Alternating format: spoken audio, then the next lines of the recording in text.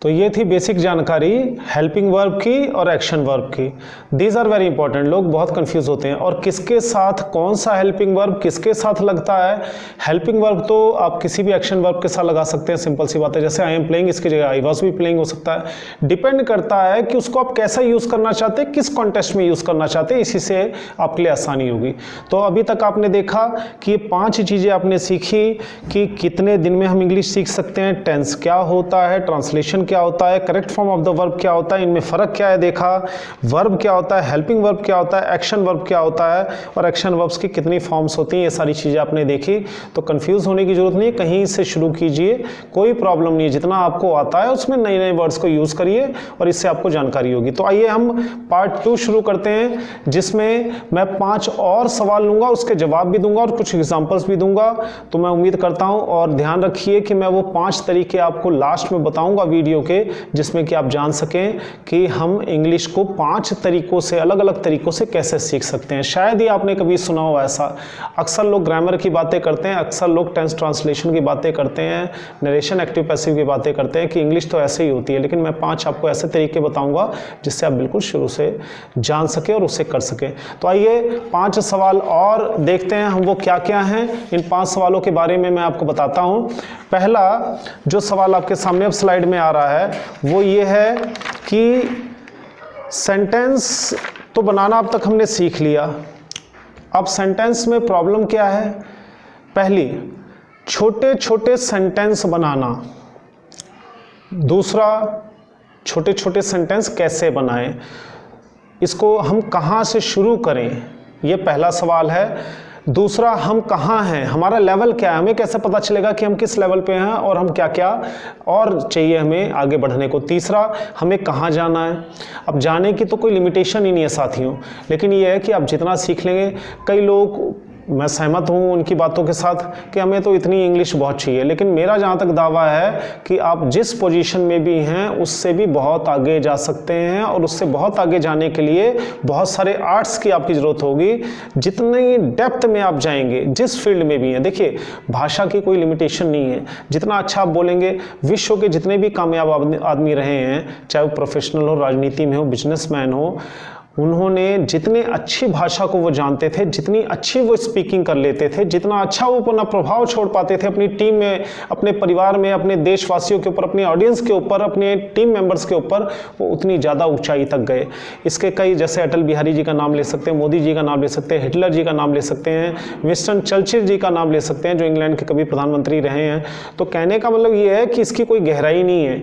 जो लोग भी ये मानते हैं हमारा काम इससे चल जा रहा है, ऐसा नहीं है। समय बदल रहा है, समय के साथ साथ अगर आपने अपने आप को नहीं बदला, जैसे टेक्नोलॉजी बदल रही है, स्किल्स बदल रही हैं, तो मैं तो आपसे यही निवेदन करूंगा कि जितनी गहराई में भाषा को लिखना और बोलना सीख सकें, आप उतनी आगे जाएंगे। इसके बहुत सारे एग्जांपल्स हैं, मैं कभी आपके साथ डिस्कस करूंगा। लेकिन अगर आपकी भाषा पे पकड़ अच्छी है, अगर आप बहुत अच्छा लिख लेते हैं, बहुत अच्छा बोल लेते हैं, जिससे लोग प्रभावित हो जाएं, तो आपको लोग अपने आप और अच्छे मौके देते हैं, और ज़्यादा बड़े प्लेटफॉर्म देते हैं। ये मैंने देखा हुआ है। तो रुकिए मत।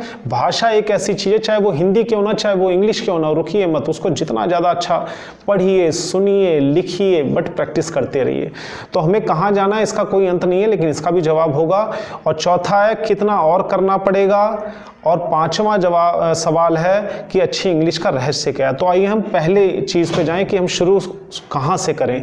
इसके लिए ज़रूरी है कि आपको जितना आता है, फॉर एग्जाम्पल एसआरएम वाजवर्क, कुछ तो आता होगा आपको, उस इंग्लिश में रोज़ न्यूज़पेपर पढ़िए और साथ में बुक्स पढ़िए अपने लेवल के अकॉर्डिंग। पहली, दूसरी, तीसरी, चौथी, पाँचवीं, छठी, सातवीं, या आप और थोड़ी ऊपर है तो अच्छी मैगजीन्स पढ़िए, बहुत सारी मैगजीन्स आती हैं, उसमें से नए नए वर्ड लीजिए और जितनी इंग्लिश आपको आती है उसमें थोड़ा सा ऐड करिए।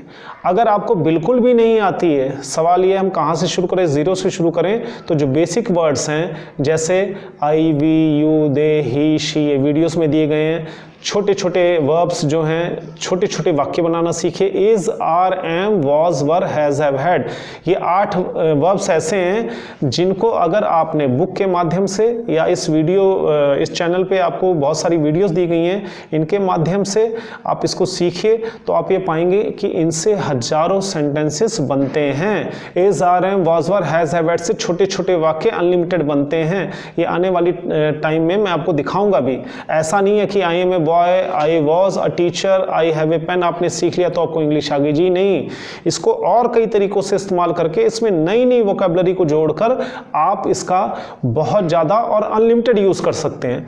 तो सवाल यह कि हम कहाँ से शुरू करें? बिल्कुल I we you they, he she. मेरी जो पहले की वीडियोस है उसमें आप देखेंगे तो ये वर्ड दिए 20-25 वर्ड्स हैं। I, we, you, they, he, she, my, your, his, her, is, are, am, ये करीबन 25-30 वर्ड्स हैं। इनके साथ नए नए वर्ड्स लेके इनके डिफरेंट कॉम्बिनेशंस बनाकर आप अनलिमिटेड सेंटेंस बनाइए। बहुत आसान रहेगा, आज से शुरू करिए। दूसरा हम कहाँ हैं, ये पता लगाने के लिए देखिए भाषा एक अनलिमिटेड चीज़ है। हम कहाँ हैं इसके बारे में जानकारी लेने के लिए आप अपने आप को कितना प्रभावशाली व्यक्त कर पाते हैं। कहीं ऐसा तो नहीं कि आपके मन में थॉट्स बहुत अच्छे आते हो बट आप उसको कन्वर्ट ना कर पा रहे हो, उसको ट्रांसलेट ना कर पा रहे हो, तो इसका मतलब ये है कि ग्रामर के रूल्स जितने आते हैं वो प्रॉब्लम नहीं है। प्रॉब्लम ये है कि आप थोड़ी और रीडिंग करिए, थोड़ा न्यूज़ सुनिए इंग्लिश में, मूवीज़ देखिए और उसमें से बहुत सारी वो चीज़ें काम की ले लीजिए जो कि आपको जितनी इंग्लिश आती है उसमें सजाने के लिए। फॉर एग्जांपल आपके पास एक कमरा है, उसमें 1-2 सीरीज़ हैं।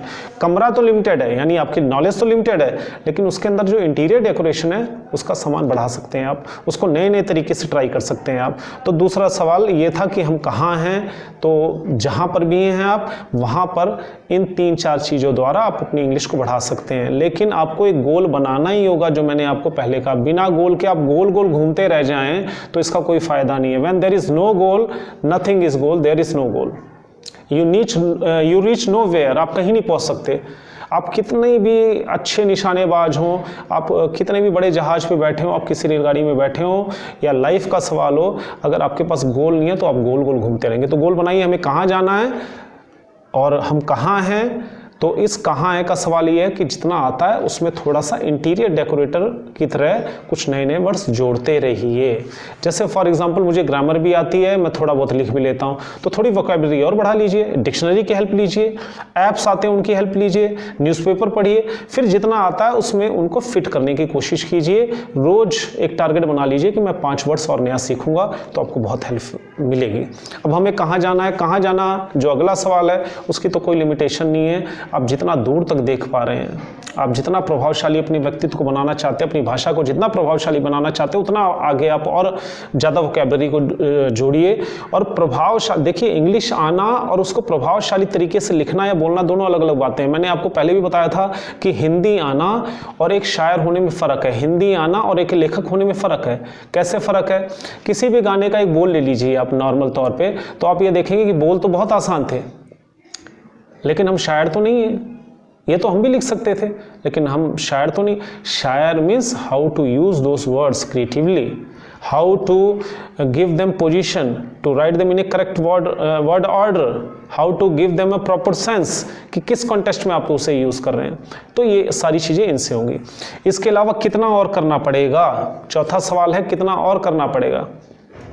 कितना और करना पड़ेगा, इसकी तो कोई लिमिटेशन ही नहीं है। अगर मैं आपको बताऊं तो ये सारी चीज़ें कितना और करना पड़ेगा, इसको आप 2-3 चरणों में बांट लीजिए।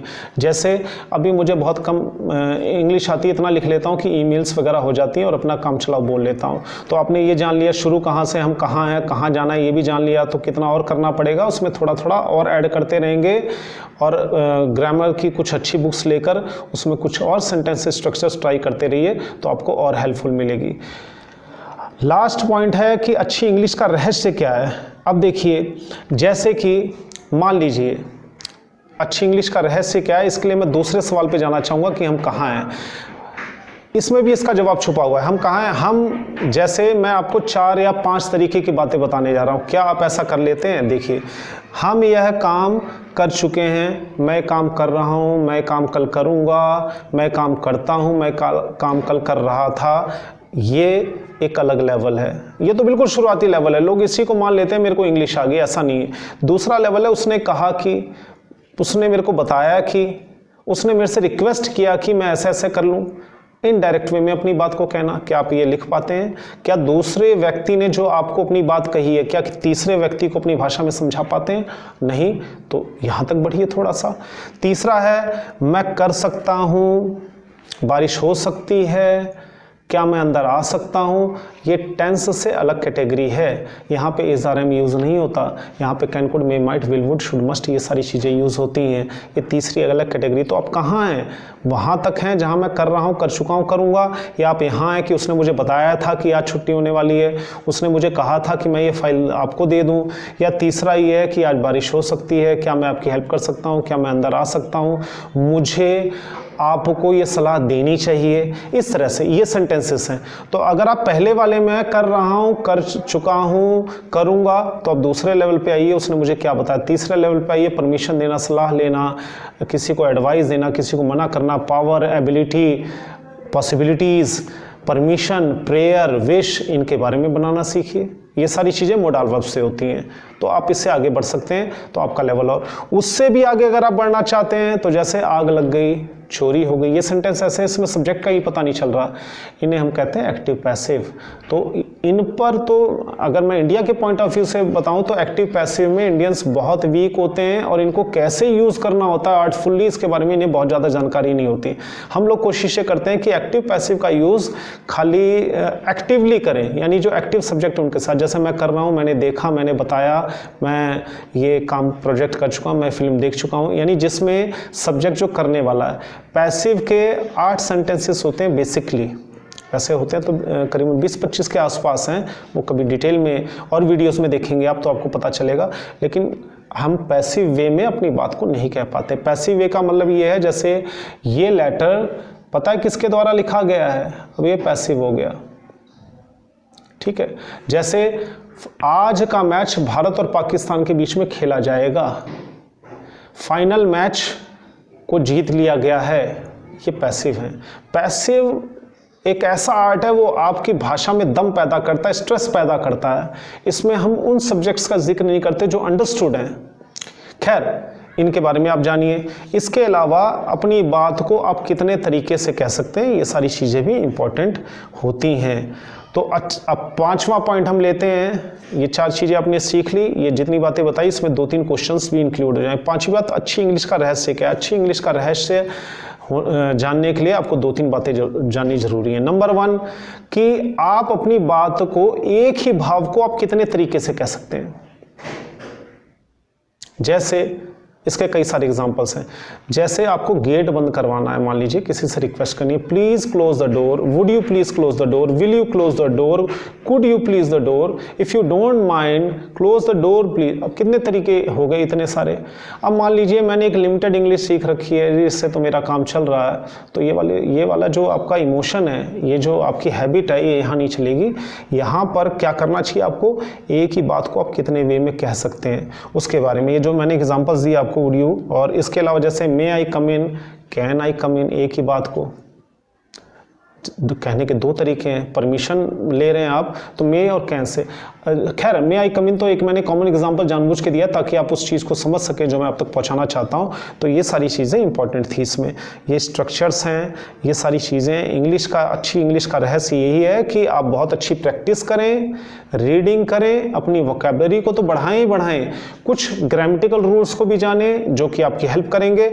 इसके अलावा एक ही बात को आप कितने अलग अलग तरीक़ों से कह सकते हैं, कितने प्रभावशाली तरीक़ों से कह सकते हैं, ये उस भाषा की या किसी काम की भी गहराई होती है। जो एक नॉर्मल पर्सन होता है, जैसे इंजीनियर हो गया, उसका ये मानना है ये काम तो एक ही तरीके से हो सकता है, या ये लैपटॉप ऐसे ही बनेगा। लेकिन जो अच्छा इंजीनियर है, वो क्रिएटिव होगा, वो कहेगा नहीं, हम इसी काम को इस वाले तरीके से और अच्छी तरह कर सकते हैं, इस वाले तरीके से और भी ज़्यादा अच्छी तरह से कर सकते हैं। इस तरह भाषा की कोई लिमिट नहीं है, आप इसके ऊपर जितना कमांड लेते जाएंगे उतना बेहतर वे में अपनी बातों को बता पाएंगे। तो ये थी 5 चीज़ें। इन 5 चीज़ों में जो मैंने आपको जानकारी दी है, आने वाली वीडियोज़ में जो वीडियोज़ दी गई हैं, इसके अलावा बाकी सारी वीडियोस में इनको बिल्कुल खुल के एक एक बात को डिटेल में बताया गया है और अच्छी तरह बताया गया है। इसमें से जिन क्वेश्चंस के आंसर के लिए सीरीज चलाने की जरूरत पड़ी, वो सीरीज भी हमने चलाई है। आप सारी वीडियोस को देखें, ज़रूर उनसे सीखेंगे। इसके अलावा अब मैंने आपसे वादा किया था कि 5 ऐसे तरीके हैं, उसके बारे में मैं आपको बता दूं कि 5 तरीके कौन से हैं, उसके बारे में आप ज़रूर जानिए। और वो 5 तरीके ये आपके सामने स्लाइड पे हैं, इनको देखिए, इनको ट्राई करिए। पहला तरीका है सेंटेंस को जानकर। मान लीजिए मुझे ग्रामर बिल्कुल नहीं सीखनी है, मुझे ग्रामर आती भी नहीं है, तो सेंटेंस को जानकर, सेंटेंस कितने तरह के होते हैं? सेंटेंस हमारे पास करीबन 100 तरीके के सेंटेंसेस होते हैं। There are 100 kinds of structure. जो स्ट्रक्चर्स हैं वो 100 तरीके के होते हैं। कौन कौन से हैं? इसमें टेंस के भी, एक्टिव पैसिव के, मोडाल्स के भी हैं, नरेशन के भी हैं, ठीक है। और इसमें करीबन ये 100 के आसपास हो जाएंगे। तो सेंटेंसेस को जानकर अगर आप बिना ग्रामर के भी जानना चाहें तो भी बहुत आसानी से जान सकते हैं। जैसे कि मैं बताता हूं, जैसे 12 टेंसेस हो गए। अब अगर मुझे पता चल जाए कि भाई 100 ही सेंटेंस हैं जिनको मैं रिपीट कर सकता हूं, उसमें वोकैबुलरी को मैं चेंज करके मैं अपना काम चला सकता हूं, अनलिमिटेड काम चला सकता हूं, तो ये आपके लिए पहला जो रूल मैंने आपको बताया, जो मैंने पहला रहस्य बताया वो है। जैसे I am playing, I am रहने दिए, प्लेइंग की जगह रीडिंग कर दीजिए, ठीक है। इसके अलावा I have done my work, done की जगह कंप्लीटेड कर दीजिए।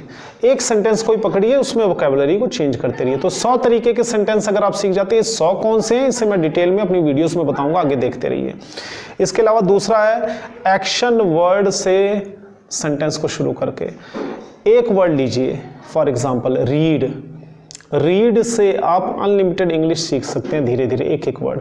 फॉर एग्जाम्पल जैसे आप 10 एक्शन वर्ब ले लीजिए, read, write, look, sit, sleep, jump, come, go, ये 10 आपने ले लिए। इनके साथ धीरे धीरे एक वर्ड जोड़ते रहिए।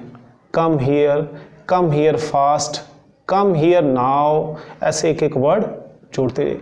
कुछ वर्ड्स पीछे जोड़िए, जैसे will you please come, I don't come here daily, I will not come.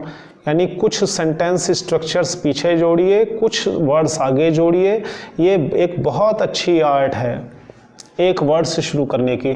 इसका एग्जाम्पल मैं बहुत ही आसान तरीके से, आपको बहुत आसान लगेगा जब आप देखेंगे, तो इसको मैं आपको अपनी वीडियोस में बताऊंगा कि कैसे सिंपल वे में यूज़ हो सकता है। कि सिर्फ एक वर्ड, अगर एक वर्ड आपको कुछ भी आता है, फॉर एग्जांपल मान लीजिए कम ही आता है, कम से आप देखेंगे अनलिमिटेड सेंटेंसेस बन सकते हैं। उनके साथ आपको कुछ और वर्ड्स चाहिए, बहुत सारे वर्ड्स तो आपको आते ही होंगे, तो कम के सराउंडिंग में आपको जितने भी रूल्स आते हों उनको इस्तेमाल करिए, और एक वर्ड कम से न जाने कितने सेंटेंसेस बन सकते हैं। अगर आप मेरी बात को समझ पा रहे हैं, अगर ये आपकी हेल्प कर रही है तो बहुत अच्छी बात है, नहीं तो मैं आने वाली वीडियोस में तो बताऊंगा ही। इसके अलावा नेक्स्ट है drill system, format system, framework system जिसे हम कहते हैं, किसी भी नाम से बुला रही। एक सेंटेंस बनाइए, उस सेंटेंस को लिख लीजिए, जैसे I am going to school, यहाँ पे गोइंग को हटा दीजिए, इसकी जगह नया वर्ब यूज़ कर लीजिए। ऐसे ही जब आप टेंस की तैयारी करेंगे तो टेंस में आप देखेंगे कि करीबन 12 टेंसेस होते हैं। 12 टेंसेस के साथ आप करीबन 20 वर्ब्स ले लीजिए। एक टेंस में अलग अलग वर्ब्स को आप ऐड करते जाइए और अलग अलग उसका सेंस निकालते जाइए। जैसे आई एम रीडिंग, इसकी जगह I am playing, I am coming, I am sleeping, I am watching, I am talking, I am eating. अब देखिए 20 के साथ कितने बन गए, तो इसको मल्टीप्लाई करते जाइए। ड्रिल सिस्टम का मतलब ये होता है कि एक ढांचा पकड़िए, बहुत ज़्यादा नॉलेज लेने की ज़रूरत नहीं है। जितना आपने स्ट्रक्चर जो लिखा उसमें नए नए वर्ड्स जोड़कर उसी वाक्य को डिफरेंट बनाते जाइए। तीसरा तरीका ये आसान इंग्लिश सीखने का ये है। इसके अलावा जैसे जैसे आपको और नॉलेज होती है तो और स्ट्रक्चर्स लाइए, उसमें और वर्ड्स को ऐड करते रहिए। इसे कहते हैं ड्रिल सिस्टम, फ्रेमवर्क भी कह सकते हैं आप इसे। फ्रेमवर्क का मतलब ये होता है कुछ फ्रेम्स हमने ले लिए, उस पर हम वर्क करें उसी टारगेट के हिसाब से, तो आप धीरे धीरे आपका हौसला बढ़ता जाए। जो काम आपका बिल्कुल रुका हुआ था, जहाँ आप बिल्कुल इंग्लिश नहीं लिख पाते थे या लिखना चाहते थे, आलस करते थे, वो सारी चीज़ें से दूर हो जाएंगी। चौथा तरीका ये है, मैं आपको बताऊँ, 3000 वर्ड्स की वोकैबुलरी। फॉर एग्जाम्पल मैं आपको आने वाले टाइम में एक ऐसी सीरीज़ दे रहा हूँ जहाँ पे 3000 वर्ड्स के अंदर आप अच्छी भाषा बोल और लिख दोनों सकते हैं, लेकिन 3000 वर्ड की वोकैबुलरी आपको एक परफेक्ट स्पीकर और राइटर तो बना ही सकती है। उसके साथ ही 3000 की जगह आप पहले कुछ 500 वर्ड्स लीजिए, सिलेक्टेड वर्ड लीजिए। उन 500 वर्ड्स को अपने पास किसी कॉपी में लिख लीजिए। 500 वर्ड्स को घुमा फिरा के जितनी इंग्लिश आती है उन 500 वर्ड्स से ज़्यादा से ज़्यादा सेंटेंसेस बनाने की कोशिश कीजिए, ज़्यादा से ज़्यादा मीनिंगफुल सेंटेंसेस बनाने की कोशिश कीजिए, तो आपको बहुत ज़्यादा हेल्प मिलेगी। मैं आपको एक बार फिर बता दूं कि डिक्शनरी में लाखों वर्ड्स होते हैं, लेकिन उन लाखों वर्ड्स में हमें सारे नहीं जानने। वो साइंटिस्ट, डॉक्टर, वो जार्गन्स हैं या कोई प्रोफेशनल है, उसी के हिसाब से अलग अलग वर्ड्स होते हैं, हमें उनको नहीं जानना है। हमें सिर्फ अपने आप को कॉमन जितनी ज़रूरत हमें है उतने वर्ड्स सिर्फ लिखने, उनके बारे में जानना है। तो उनको ऐसे 3000 वर्ड जिस पे ऑक्सफोर्ड डिक्शनरी ने और कैम्ब्रिज यूनिवर्सिटीज़ और बड़े बड़े जो लैंग्वेज के टीचर्स हैं, प्रोफेसर्स हैं, उन्होंने जो रिसर्च की, उन्होंने पाया कि 1500 वर्ड सफिशिएंट है काम चलाने के लिए। लेकिन और ज़्यादा इफेक्टिव होना चाहते हैं तो ये 1500 से 3000 तक चले जाइए। अगर आप शेक्सपियर का जानेंगे, शेक्सपियर की वोकैबुलरी तो कहते हैं लोग कि 20-25 हज़ार वर्ड्स की भी थी। अब क्या सच है क्या झूठ है उसके बारे में कहना मुश्किल है, लेकिन उनकी वोकैबुलरी बहुत ज़्यादा थी, इसलिए वो ज़्यादा तरीके से अपनी बात को रख पाते थे। और यहाँ तक भी लोग कहते हैं कि उन्होंने बहुत सारे वर्ड्स अपनी तरफ से निकाल दिए, यानी उन्होंने जो लिख दिया वही वर्ड हो गए, लोगों ने इस्तेमाल करना शुरू कर दिया, वो प्रचलन में आ गए, वो कॉमन वर्ड्स हो गए। आखिरी जो पॉइंट है वो ये है कि कहीं से भी न्यूज़पेपर लीजिए, बुक लीजिए, रीडिंग करिए, उस रीडिंग में इंग्लिश की रीडिंग को हिंदी में कन्वर्ट कीजिए जहाँ तक आप कर सकें। ये 5वां और सबसे आसान तरीका है। फॉर एग्ज़ाम्पल, मैं इंग्लिश में एक बुक को पढ़ रहा हूँ, आप फर्स्ट क्लास की ले लीजिए, अगर बहुत बेसिक लेवल पे हैं, मीडियम लेवल पे हैं तो 10th की ले लीजिए, तो उसमें से एक लेसन लीजिए या कोई न्यूज़पेपर का टुकड़ा ले लीजिए, जो कुछ भी रीडिंग मटेरियल आपके पास होना चाहिए जो आपको एक्साइट कर सके, मोटिवेट कर सके, प्रोपेल कर सके करने के लिए। तो वो सारी चीज़ें, वो सारे मटेरियल अपने पास रखिए, उसमें से एक मटेरियल निकाल के उस इंग्लिश को पढ़िए और उसको अपने पास हिंदी में कन्वर्ट कीजिए। क्योंकि इंग्लिश से हिंदी तो बहुत आसान हो जाएगा, लेकिन हिंदी से इंग्लिश हमारे लिए मुश्किल होता है। तो कम से कम जब हम इंग्लिश से हिंदी लिखेंगे तो बहुत सारे ऐसे वर्ड्स हैं जिनके बारे में हम जानेंगे। एक बात मैं आपको और बता दूं काम की, जिसका जिक्र मैंने नहीं किया, कि 4 चीज़ें होती हैं जिसके लिए हमें किसी भी भाषा को सीखने के लिए 4 चीज़ों पर हमें 4 पैरामीटर्स पे हमें देखा जाता है। अगर ये 4 चीज़ें हमें आती हैं तो भाषा हमें बहुत अच्छी तरह से आती है। रीडिंग, स्पीकिंग, लिसनिंग और राइटिंग।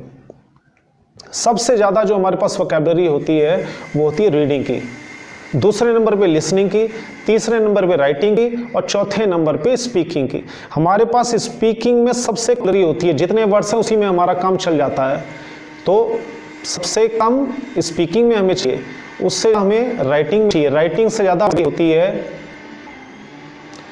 तो ये सारी चीज़ें जो हैं, मैं उम्मीद करता हूँ कि ये 5 चीज़ें जो आपको मैंने बताई और जो लास्ट में आपको जानकारी बताई जिससे सबसे वोकैबुलरी होती है, मैं उम्मीद करता हूँ ये आपके काम आएगी। मिलते हैं अगली वीडियो में। Thank you very much. God bless you.